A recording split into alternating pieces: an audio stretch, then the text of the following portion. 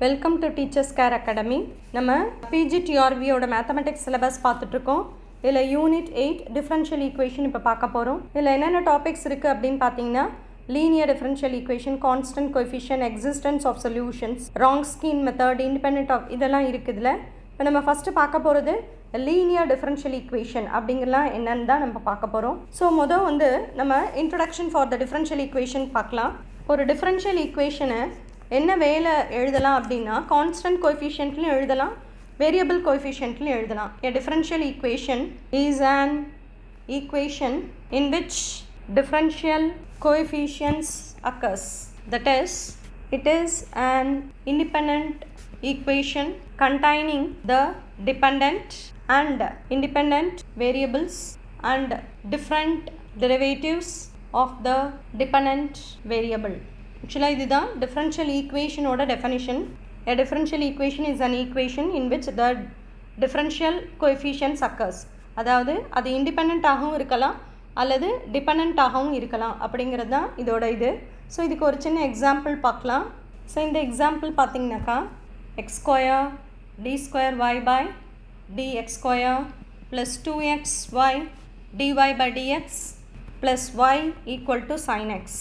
Here y is depends on x and dy by dx d square y by dx square or derivatives of y. So இங்கே இதில் இப்போ இந்த example வச்சு நமக்கு கிளியராக புரியும்னு நினைக்கிறேன். yங்கிறது இதில் டிபெண்டன்ட் வேரியபிள். எதை பொறுத்து டிபெண்ட் ஆகிருக்குன்னா எக்ஸை பொறுத்து டிபெண்ட் ஆகிருக்கு. இதில் dy by dx d square y by dx ஸ்கொயர்லாம் டெரிவேட்டிவ்ஸ். நான் அதிகபட்சம் ஸ்கொயர் எடுத்திருக்கேன், தட் இஸ் செகண்ட் ஆர்டரில் எக்ஸ்பிளைன் பண்ணியிருக்கேன். இப்போது டிஃப்ரென்ஷியல் ஈக்குவேஷனில் நம்ம 2 டைப் ஆஃப் ஈக்குவேஷன்ஸ் பார்க்க போகிறோம். என்னென்ன டைப்ஸ் அப்படின்னு பார்க்கலாம். Types of differential equation. டினா differential equation. So there are two types. First type பார்த்திங்கன்னா என்னென்னு சொல்லலாம்னா, அது ஆர்டினரி டிஃப்ரென்ஷியல் ஈக்குவேஷன் அப்படின்லாம். இதை ODE அப்படின்னு நம்ம சொல்லுவோம்.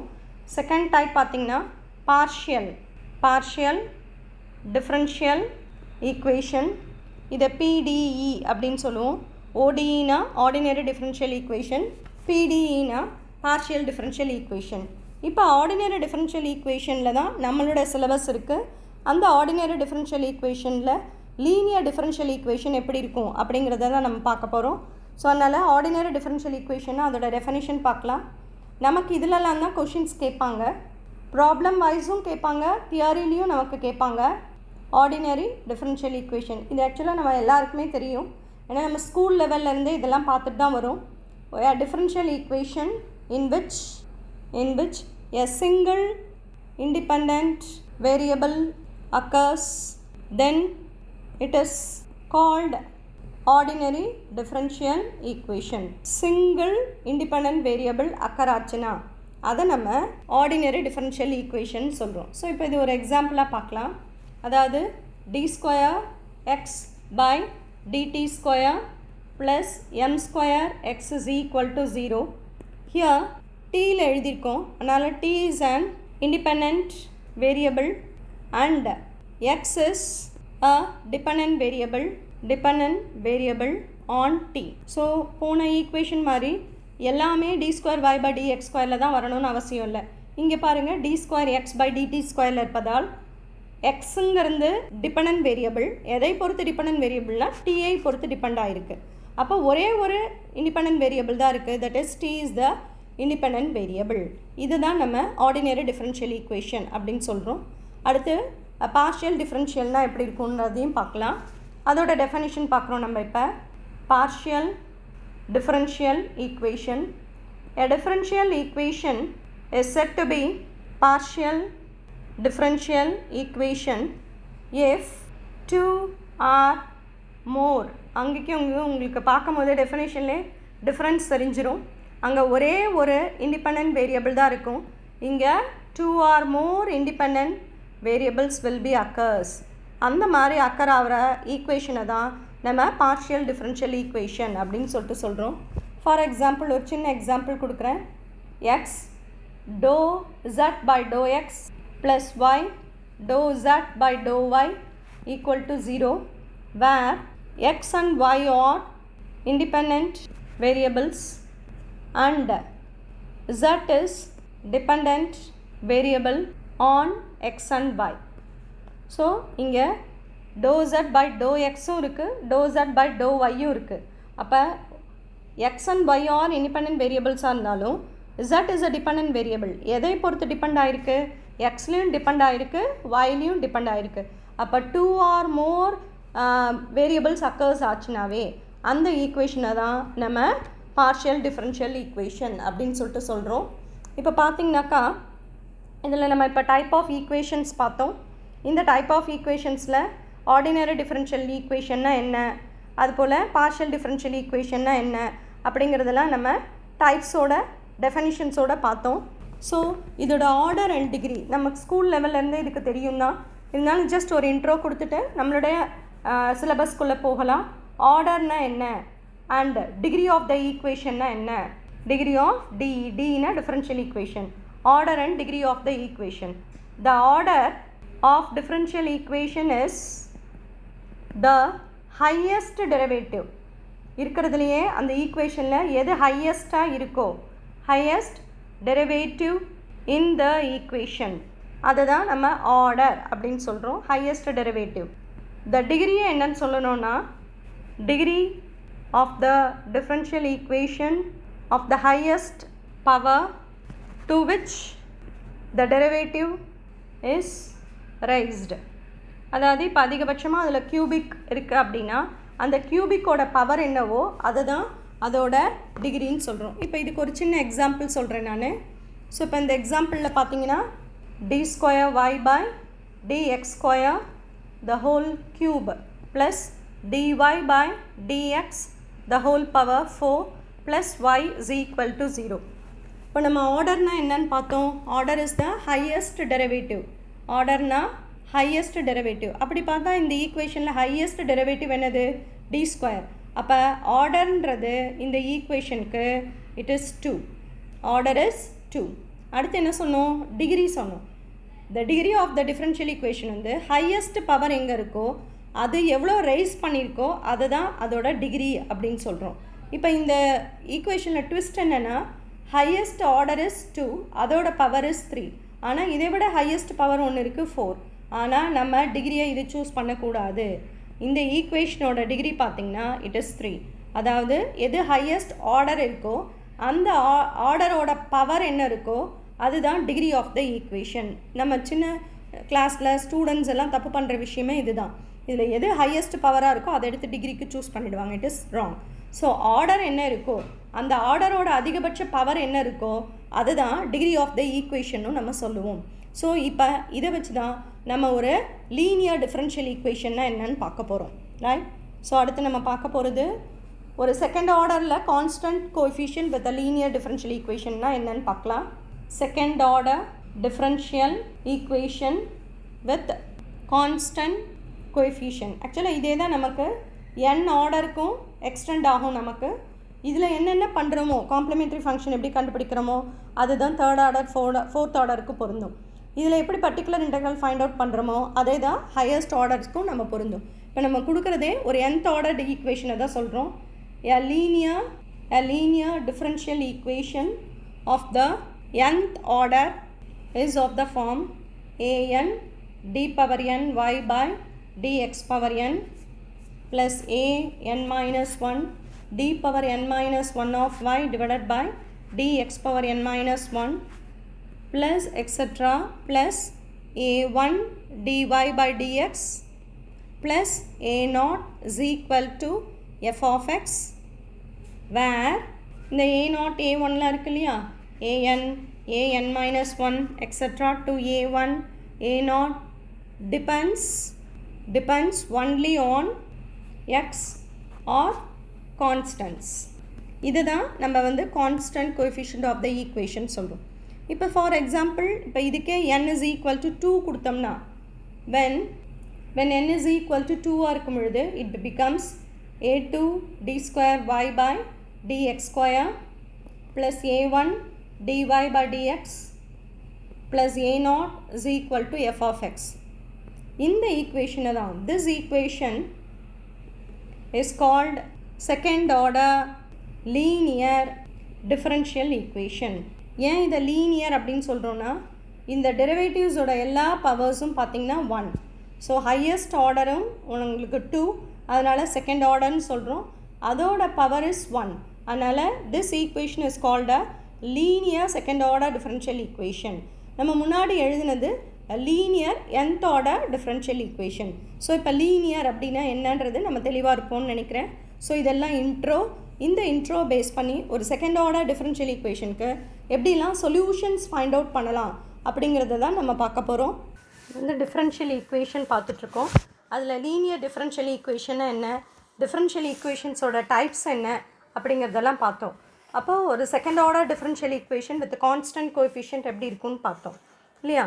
இப்போது அந்த ஈக்குவேஷன்ஸ்லேருந்து எப்படி நம்ம ஒரு complementary, that is solution of the equation நம்ம ஃபைண்ட் அவுட் பண்ண போகிறோம்.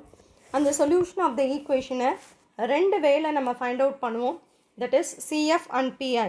CFனா காம்ப்ளிமெண்ட்ரி ஃபங்க்ஷன், PIனா பர்டிகுலர் இன்டெக்ரல். ஃபஸ்ட்டு நம்ம CF எப்படின்னு கண்டுபிடிக்கிறதுன்னு பார்க்கலாம்.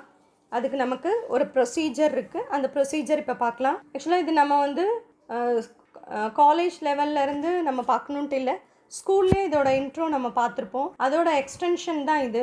பிஜியில் n லெவலில் பார்க்குறோம். தட் இஸ் nth ஆர்டர் ஈக்குவேஷனுக்கு எப்படி இது பண்ணுறதுன்னு நம்ம ஒரு செகண்ட் ஆர்டருக்கு இப்போ பார்க்க போகிறோம். Second order homogeneous differential equation with a constant coefficients.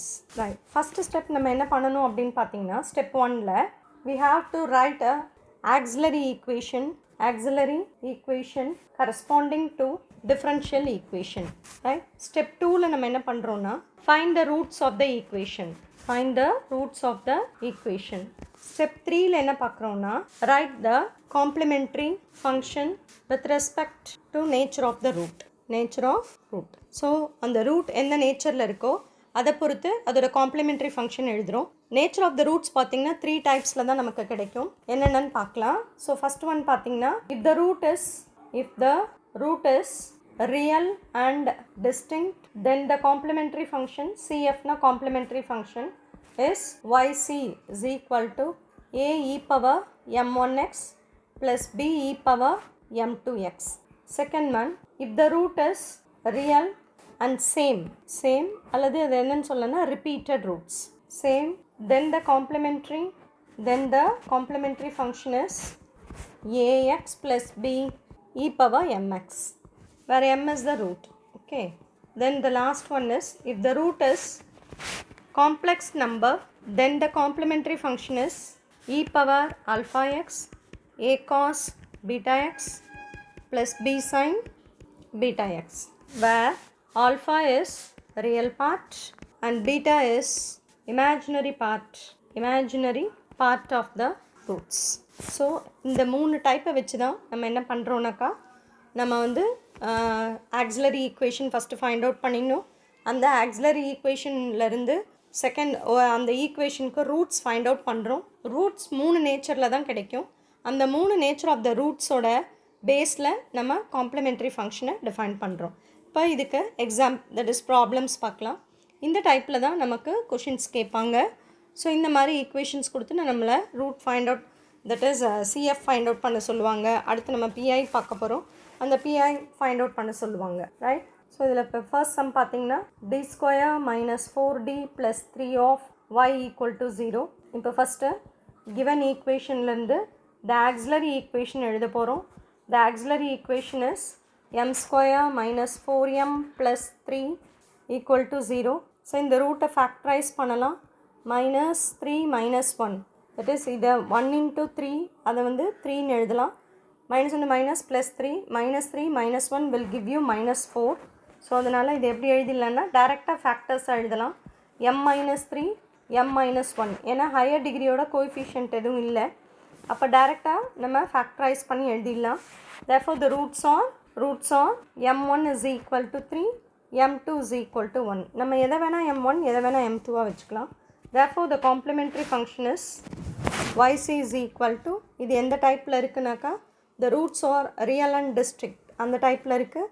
அப்போ a e power m1x plus B e power m2x இந்த டைப்பில் இருக்குது. அப்போ therefore the solution is yc is equal to a e power 3x plus b e power x. இதுதான் நம்ம கிடைச்சிருக்க complimentary function. So இந்த மாதிரி நம்ம அடுத்த ரூட், அதாவது இது ரியல் அண்ட் டிஸ்டிங்க்ட் இல்லையா. ஸோ இப்போ அது ரிப்பீட்டட் ரூட்ஸ்க்கு ஒரு எக்ஸாம்பிள் பார்க்கலாம். ரிப்பீட்டட் ரூட்டுக்கு பார்த்தீங்கன்னாக்கா I am taking d square minus 6d plus 9 of y equal to 0. So first step we have to write the auxiliary equation. இந்த கொடுத்துருக்க சமன்பாட்டுக்கு ஒரு auxiliary equation நம்ம முதல் எழுதணும். The auxiliary equation is m square minus 6m plus 9 is equal to 0. இது பார்த்தீங்கன்னா a square minus b square plus b square minus 2ab மாதிரி இருக்குது. That is m minus 3 the whole square. அல்லது factorise பண்ணுற மாதிரி factorise பண்ணிங்கனாலும் 9 into 1 9 minus 3 will give you plus 9 minus 3 will give you plus 6. அப்போ the factors are m minus 3 into m minus 3 equal to 0. Therefore the roots are m is equal to 3, 3. Real and repeated roots இது.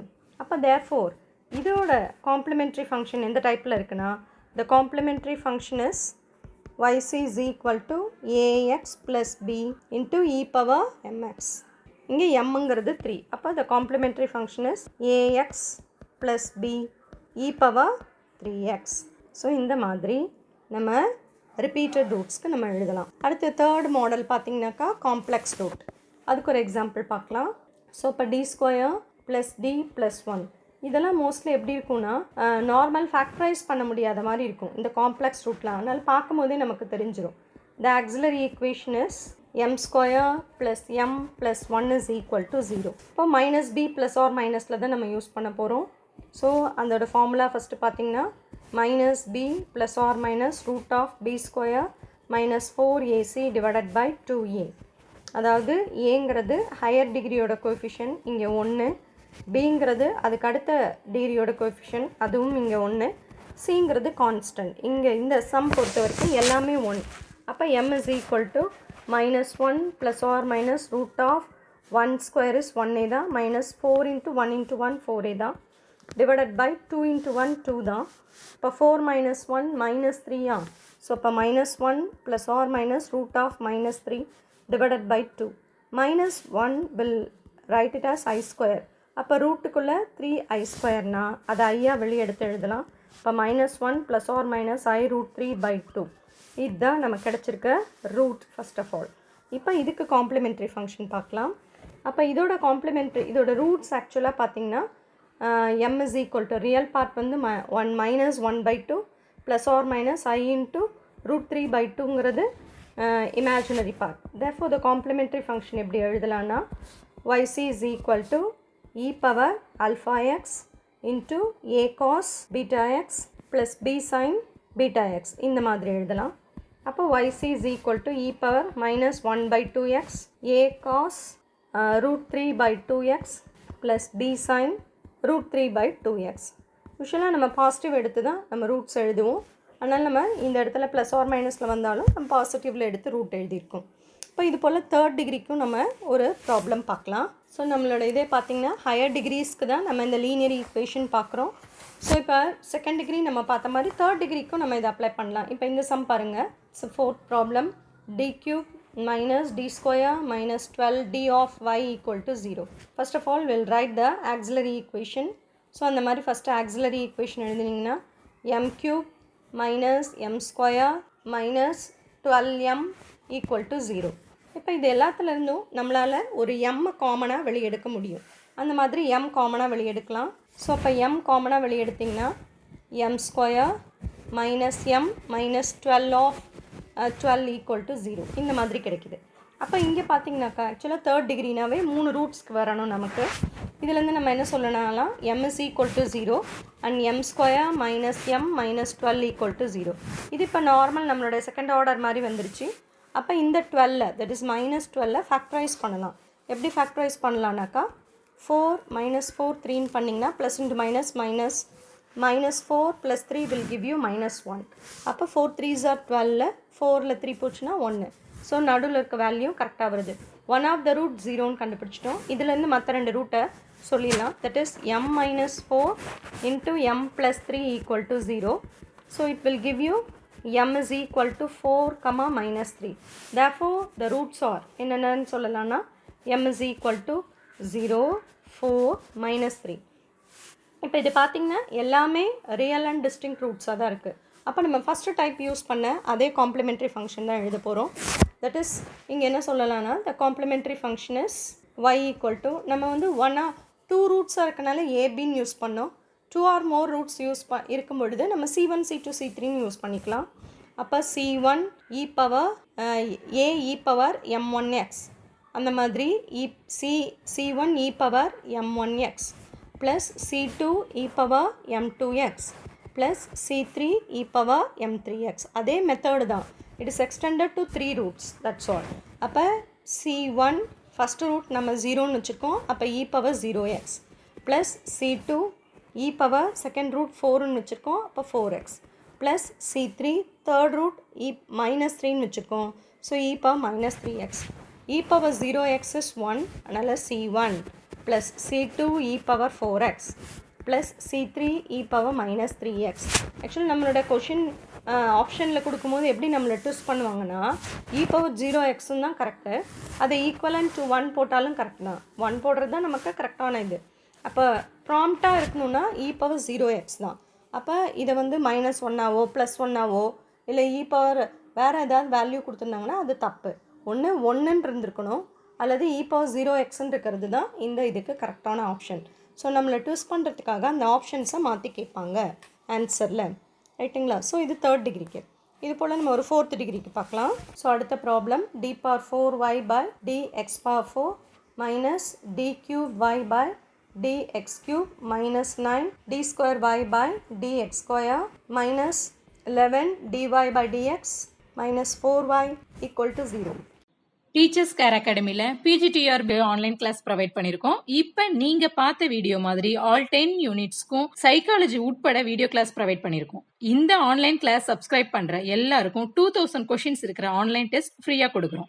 இது மட்டும் இல்லாமல் PGTRB மெட்டீரியலும் அவைலபிளாக இருக்குது. Online class, online test and material வேணுங்கிறவங்க எங்களோட மொபைல் ஆப் அல்லது வெப்சைட்டில் உங்களோட டீட்டெயில்ஸை ரிஜிஸ்டர் பண்ணுங்கள். ஆன்லைனில் அமௌண்ட் பே பண்ணினீங்கன்னா இமீடியட்டாக உங்களுக்கு video class and online test activate ஆகிடும். மெட்டீரியல் பேமெண்ட் பண்ணுறவங்களுக்கு 2 டேஸ்க்குள்ள நீங்கள் ப்ரொவைட் பண்ணுற அட்ரஸ்க்கு கொரியர் அனுப்பி வைக்கப்படும். மேலும் இது தொடர்பான தகவல்களுக்கு ஸ்க்ரீனில் கொடுத்துருக்கிற நம்பருக்கு கால் பண்ணுங்கள்.